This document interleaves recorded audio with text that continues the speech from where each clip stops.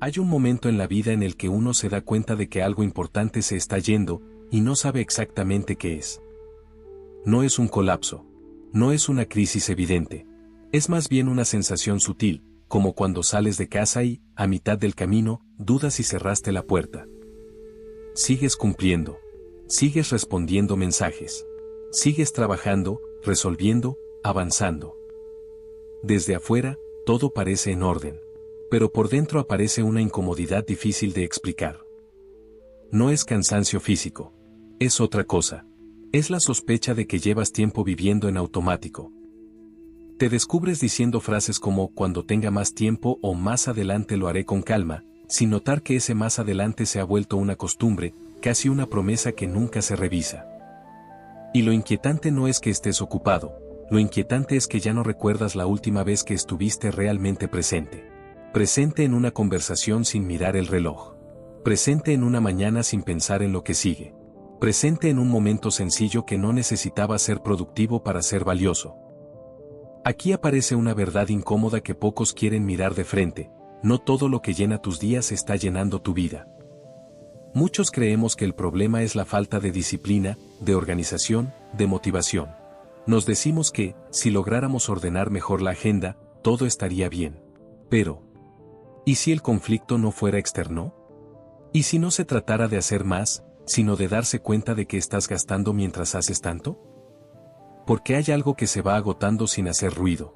Algo que no se recupera con descanso, ni con vacaciones, ni con dinero. Algo que no se puede guardar para después. Y lo más inquietante es esto: no solemos darnos cuenta de su valor cuando aún lo tenemos en abundancia. Solo lo notamos cuando empieza a escasear, cuando ya no vuelve atrás. Tal vez por eso tanta gente vive con una nostalgia extraña, incluso en el presente. Como si una parte de sí misma siempre estuviera llegando tarde a su propia vida. Este no es un juicio. No es una advertencia dramática. Es una invitación a observar algo que solemos pasar por alto porque incomoda. Déjame dejarte con una pregunta, no para responder ahora, solo para que te acompañe. ¿En qué momento empezaste a vivir como si lo más valioso fuera infinito? Hay una historia que casi todos aprendimos sin darnos cuenta. No vino en un libro ni en una clase formal.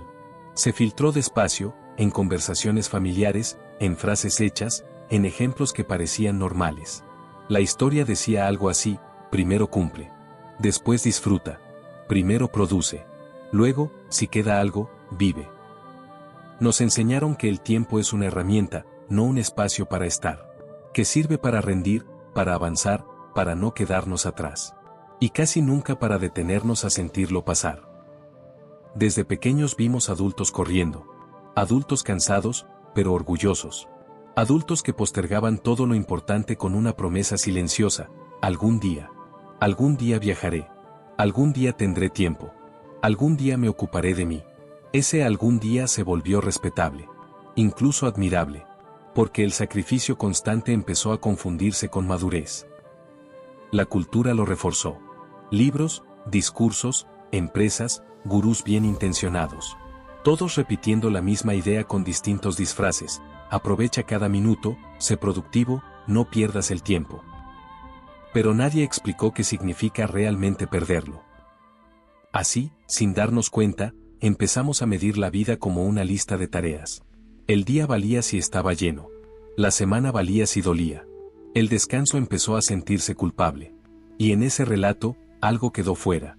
No porque fuera poco importante, sino porque no generaba resultados visibles. Quedaron fuera las conversaciones largas. Las mañanas sin apuro. Las decisiones pequeñas que no suman dinero, pero sí sentido. El problema no es que esta historia sea malintencionada. El problema es que es incompleta. Porque nadie nos enseñó a preguntarnos para qué estamos tan ocupados. Nadie nos habló del costo invisible de vivir siempre hacia adelante. Del precio emocional de tratar el tiempo como si fuera infinito, mientras lo usamos como si fuera descartable.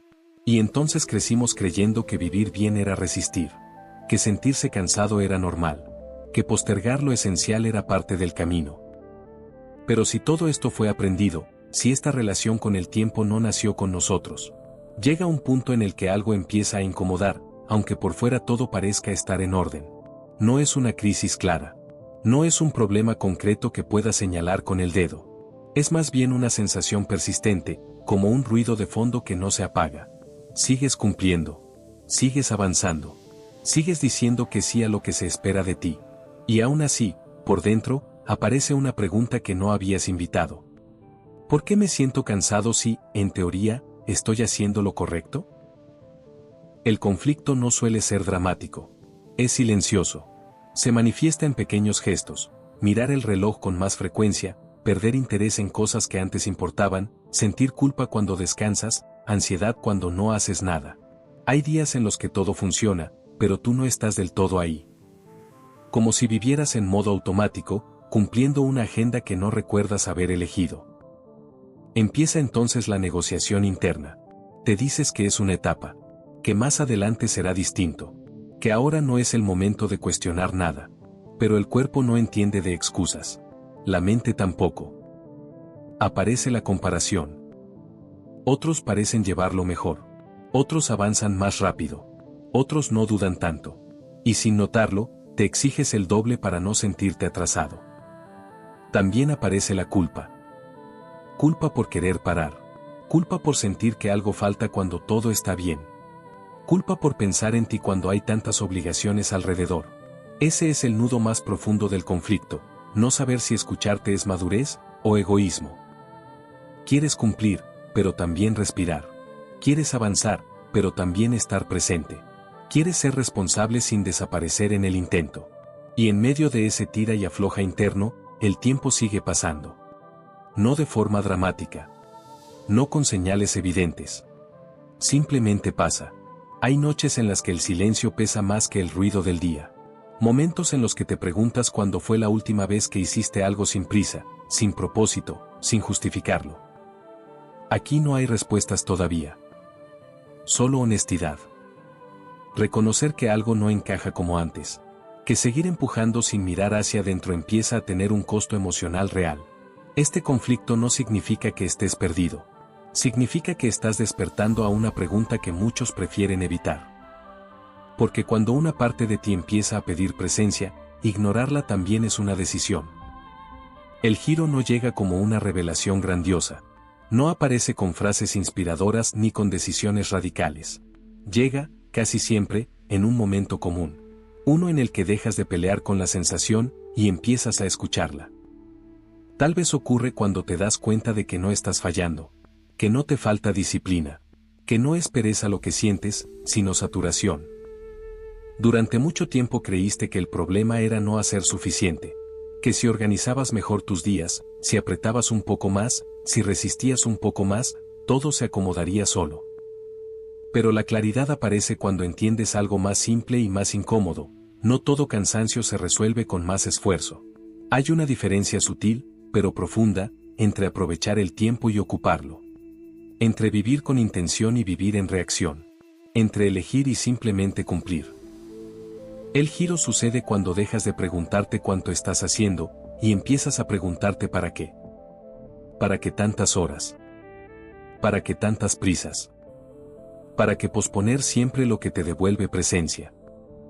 Y ahí aparece una verdad que casi nunca se dice en voz alta: el problema no es que el tiempo sea corto, es que muchas veces lo vivimos sin conciencia. No se trata de renunciar a responsabilidades ni de cambiar de vida de un día para otro. Se trata de algo más pequeño y más radical a la vez. Darte cuenta de que cada día está hecho de momentos que no vuelven. Y que no todos tienen que ser productivos para ser valiosos. Cuando miras el tiempo de este modo, algo se relaja por dentro. Ya no necesitas correr tanto. No porque todo esté resuelto, sino porque empiezas a estar presente mientras ocurre. El giro es este: no necesitas más control. Necesitas más atención. Atención a cómo te sientes cuando dices que sí. Atención a lo que postergas siempre. Atención a lo que te da calma y a lo que te la quita. Porque cuando empiezas a vivir con conciencia, incluso los días comunes se transforman. No cambian por fuera. Cambias tú dentro de ellos.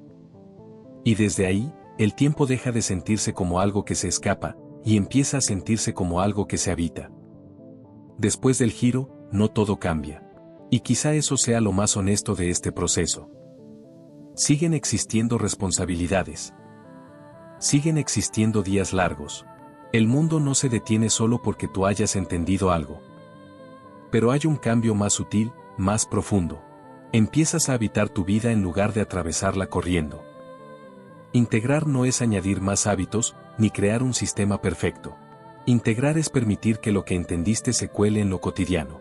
En cómo comienzas la mañana. En cómo escuchas a alguien sin mirar el reloj. En cómo decides cuándo parar, aunque nadie lo celebre. El silencio empieza a tener otro peso. Ya no es vacío ni pérdida de tiempo. Es un espacio donde te reencuentras contigo sin exigencias. Tal vez descubras que no necesitas llenar cada hueco. Que algunos momentos no piden ser útiles, sino vividos. Que no todo debe dejar huella para tener valor. Y en esa calma nueva, también aparece una responsabilidad distinta. No con el mundo, contigo. La responsabilidad de no volver a traicionarte por inercia. De no confundir urgencia con importancia. De recordar, incluso en los días más caóticos, que estar presente también es una forma de avanzar. No se trata de vivir lento todo el tiempo. Se trata de saber cuándo correr. Y cuándo quedarte. De reconocer que tu vida no está hecha solo de metas cumplidas, sino de instantes que, si no estás ahí, se pierden sin ruido. Quizá el verdadero progreso no sea hacer más. Quizá sea dejar de huir de los momentos simples. Y ahora, quiero dejarte una pregunta que puede acompañarte, sin apuro, a partir de hoy. Cuando este día termine, ¿habrás estado realmente ahí para vivirlo?